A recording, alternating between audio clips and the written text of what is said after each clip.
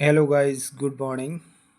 आज एक बार पुनः मैं आपके बीच हाजिर हुआ हूँ आपके अपने यूट्यूब चैनल आलोक क्लासेस के माध्यम से। और इस बार मेरा कंटेंट जो है वो है फिटमेंट फैक्टर कैसे निकालते हैं।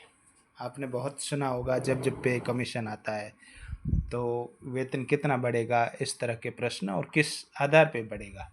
तो लोग कहते हैं फिटमेंट फैक्टर क्या रहता है, उस पर डिपेंड करता है। तो ये फिटमेंट फैक्टर निकालते कैसे, वो इस वीडियो में मैंने आपके सामने इस समस्या को हल करने का प्रयास किया। सबसे पहले जो जो साथी पहली बार मेरे इस चैनल पे आ रहे हैं वे प्लीज़ इस चैनल को सब्सक्राइब कर लेवें, ताकि इस तरह की और जानकारी आप तक पहुंचती रहे। और वीडियो को लाइक ज़रूर करना है, दोस्तों के साथ शेयर भी करना है, ताकि वो भी इससे परिचित हो सके। 8वां वेतन आयोग कैसे निकालते हैं फिटमेंट फैक्टर, इस टॉपिक के साथ मैं आपके बीच पहुंचा। कैलकुलेशन ऑफ फिटमेंट फैक्टर, यहाँ पर दे रखा पूरा मैटर देखिए। बेसिक पे जो भी आपका है, आपका मतलब 1/1/2026 को ये पे कमीशन लागू होगा, तो 1/1/2026 को लागू होगा। इसका मतलब 31 दिसंबर 2025, इस दिन आपका बेसिक क्या है वो आ जाएगा इस जगह पे। बेसिक पे इनटू फिटमेंट फैक्टर गुणा करोगे आप, तो आपका नया बेसिक आ जाएगा, जो 8th पे कमीशन में एक्टिव हो जाएगा। अब नया बेसिक पे तक पहुंचेंगे कैसे, इसके लिए कोई निश्चित फॉर्मूला होगा। मन से उस आंकड़े तक नहीं पहुंचा जाता है, हर चीज़ किसी तय फॉर्मेलिटी के तहत होती है। अब कुछ और जानकारियां देखिए। 6th पे कमीशन में फिटमेंट फैक्टर क्या था, 1.86। 7th पे कमीशन में था 2.57। ये दोनों जानकारी हमको है। और 8th पे कमीशन में क्या होगा, ये अभी हम निकालेंगे। इस वीडियो में निकाल कर मैंने आपके सामने प्रस्तुत करने का प्रयास किया है। 7th पे कमीशन कब आया था, 1/1/2016। तो 1/1/2016 को आपका बेसिक, यानी 31/12/2015 को बेसिक क्या था, उस समय डीए क्या था, वो तमाम कंपोनेंट जो है वो काम करते हैं फिटमेंट फैक्टर निकालने में। अब फॉर्मूला देखिए, इसको आप देखेंगे तो समझ पाएंगे। बेसिक पे प्लस ग्रेड पे, आजकल दोनों को एक साथ ही मान लिया जाता है, प्लस डीए। 7th पे कमीशन में हमारा डीए था 125%, प्लस परसेंट इंक्रीज बाय पे कमीशन, यानी ये दोनों चीज़ें, बेसिक पे और डीए, वो पहले से चला आ रहा है। और तीसरी चीज़ नई क्या जुड़ेगी, कितने प्रतिशत रिकमेंडेशन किया है पे कमीशन ने कि आपका वेतन इतने प्रतिशत बढ़ेगा।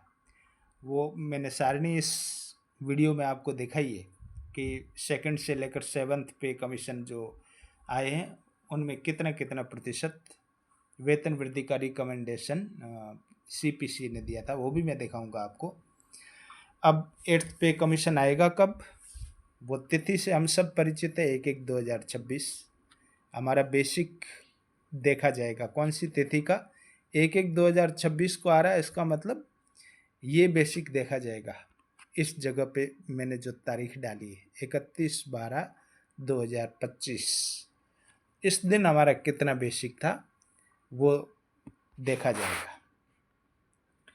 31/12/2025 को डीए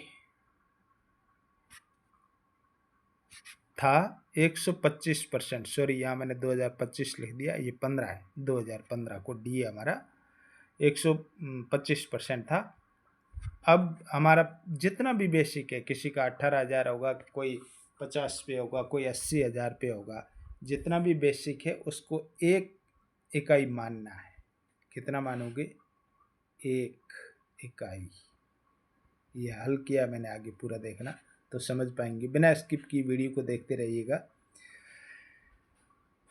अब देखो, बेसिक पे को 1 मानेंगे, 1 प्लस अब 125% को भी इकाई में बदलेंगे तो 1.25 हो जाएगा। दोनों को ऐड करेंगे, जोड़ेंगे तो 2.25 प्लस 14.3% क्या है ये आप यहाँ देखेंगे तो आपको समझ में आ जाएगा। ये 14.3%। ये 7वें वेतन आयोग में जो पे कमीशन कमेटी बनी थी, उन्होंने रिकमेंडेशन किया था कि 14.3% एम्प्लॉयज़ का वेतन इंक्रीज किया जाए, बढ़ाया जाए, तो वो भी इसमें जुड़ता है। अब 2.25 में 14.3% नहीं जुड़ेगा, 2.25 का 14.3% निकाला जाएगा, फिर जो आंकड़ा आएगा वो 2.25 में जुड़ेगा। आगे बढ़ते हैं, वीडियो को देखते रहिए, आप समझ पाएंगे। मैंने हल किया इसको अच्छी तरह से।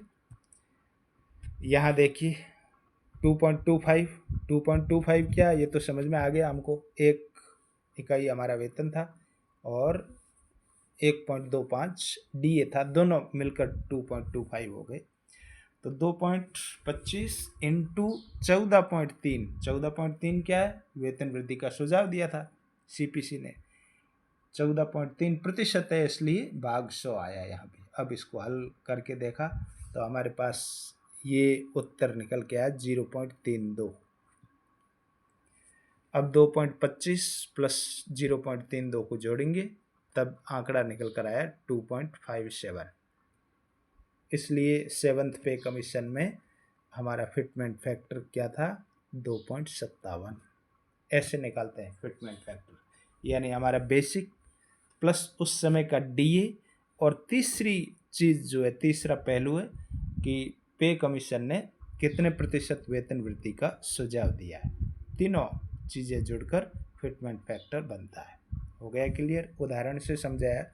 देखिए 7th पे कमीशन में मान लो किसी का वेतन 9,910 रुपये था बेसिक, उसको 2.57 से मल्टीप्लाई किया तब ये निकल कर आया 25,468.70।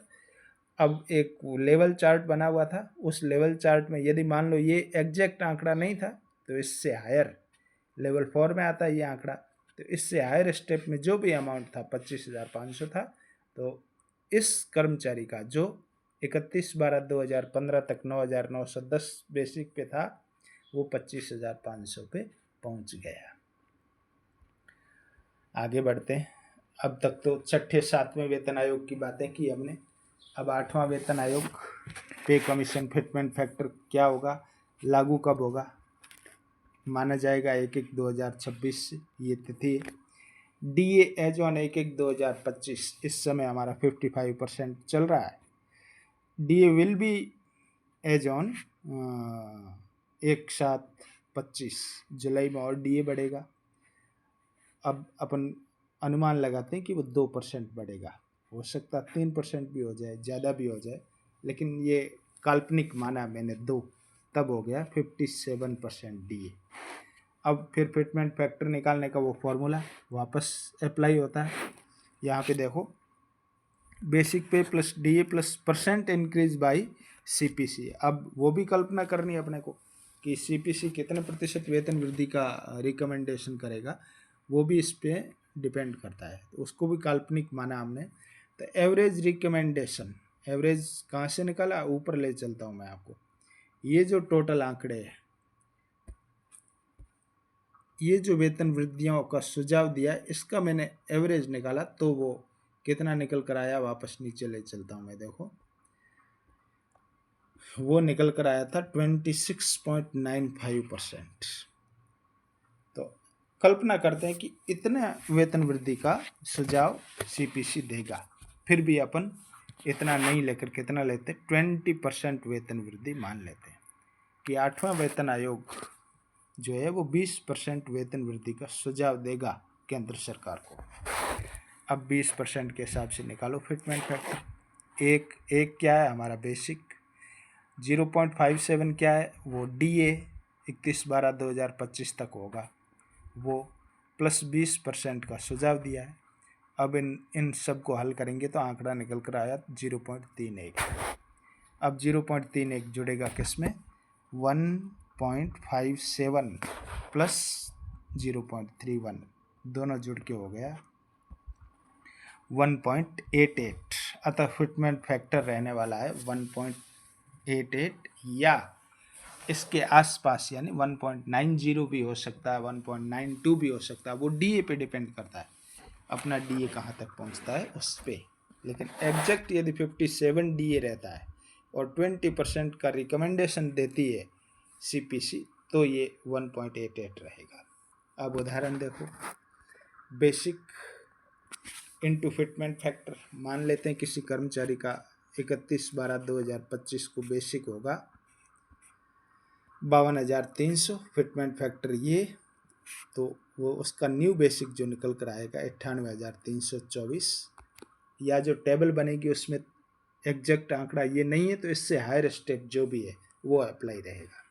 न्यूनतम बेसिक 7th में 18,000 है, इस फिटमेंट फैक्टर के हिसाब से बढ़ के वो 33,840 हो जाएगी। अतः न्यूनतम बेसिक क्या होगी, 33,840, या टेबल में इससे ऊपर जो भी स्टेप है वो अप्लाई होगा। नोट, अब डी यदि थोड़ा बहुत ऊपर नीचे होता है तो फिटमेंट फैक्टर में मामूली अंतर आ सकता है, अन्यथा ये एग्जैक्ट आंकड़ा मैंने जो निकाला वो रहने वाला है। आलोक क्लासेस के माध्यम से ये वीडियो आपके पास पहुंचा, कैसा लगा कमेंट बॉक्स में टिप्पणी करना, और चैनल पर यदि पहली बार आए तो प्लीज़ लाइक और सब्सक्राइब ज़रूर करना। धन्यवाद।